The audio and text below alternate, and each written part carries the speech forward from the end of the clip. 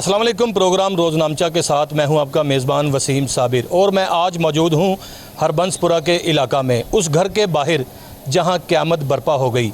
बहन भाई मोटरसाइकिल पर सवार होकर ईद की खुशियां मनाते हुए जब घर से निकले तो रास्ते में एक तेज़ रफ्तार कातिल कार ने तीनों को जो है वो मसल कर रख दिया, जिसमें दो बहन और भाई मौका पर जाँ बाग हो गए और एक शदीद ज़ख्मी हुआ, जिसको 1122 की मदद से मुकामी अस्पताल पहुंचाया गया। लेकिन पुलिस की जानिब से अगर देखा जाए तो जिस तरह से सुस्त रवि का शिकार हमेशा रहती है, इस बार भी सुस्त रवि का शिकार नज़र आई, क्योंकि डेड बॉडी सड़क पर तड़पती रही और पुलिस वाले अपने अपने थाने का तायन करते रहे।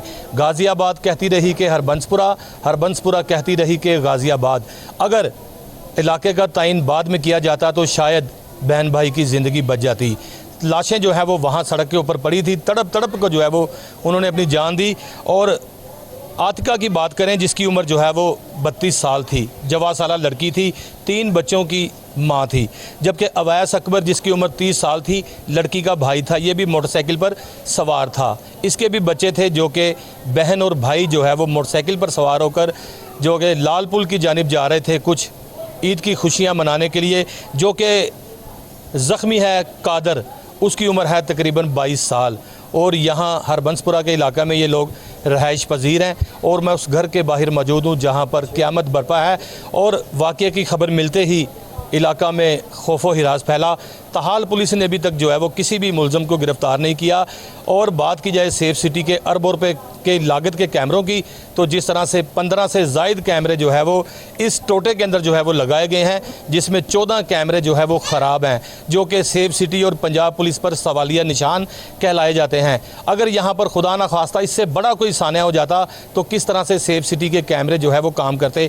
जिस तरह से पिछले दिनों मैंने मोहम्मद जो है वो Kamran DIG safe city Punjab का इंटरव्यू किया, प्रोग्राम किया, तो उनका कहना था कि पूरे पंजाब के जो कैमरे हैं वो फंक्शनल हैं, काम कर रहे हैं। लेकिन छोटा सा टोटा जो है वो हरबंसपुरा के इलाका में, वहाँ 14 कैमरे जो है वो ख़राब हैं और एक कैमरा जो है वो ठीक है। लेकिन मुतलका पुलिस को अभी तक ना गाड़ी का नंबर मिल पाया और ना गाड़ी का कोई अता पता, ना ही कातिल का कोई अता पता कि कातिल पाकिस्तान छोड़ गया है कि नहीं। इस घर के अंदर की अगर हालत मैं आपको दिखाऊं तो आपके रोंगटे खड़े हो जाएं, किस तरह से ख़वातीन और बच्चे जो है वो बिलक बिलक कर चीखों पुकार रहे हैं। मेरे साथ यहाँ पर फैमिली मेम्बरान भी मौजूद है। सबसे पहले मुद्दई मुकदमा की जानिब चलेंगे, उनसे बात करेंगे। भाई आप अपना नाम बताएँ। सैयद खालिद हुसैन। खालिद हुसैन साहब, मुझे बताएँ कि आपने एक FIR दर्ज करवाई है, क्या हुआ था?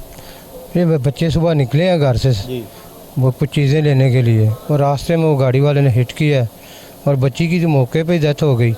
तो थोड़ी देर बाद बच्चे को उठाया हॉस्पिटल ले गए, कल उसकी भी डेथ हो गई है।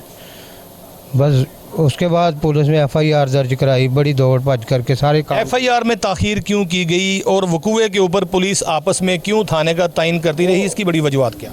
ये हमें तो नहीं पता। वो कह रहे थे ये इसका एरिया है, ये उसका एरिया है, इसी कशमकश के में रही है। जब हमारी बात हुई थाने में जाके, जब FIR दर्ज, वहाँ पे बंदा ही कोई नहीं था। फिर वो SHO साहब को बुलाया, उन्होंने वो दूसरे बंदे बुलाए, फिर हमारी FIR 11:30 बजे तक दर्ज हुई। फिर उसके बाद हम वो सारा काम किया अपना, जो भी वो डेड बॉडी वसूल करनी थी वो ली। ये सारा प्रोसेस तकरीबन 7-8 घंटे इस काम में लग गए।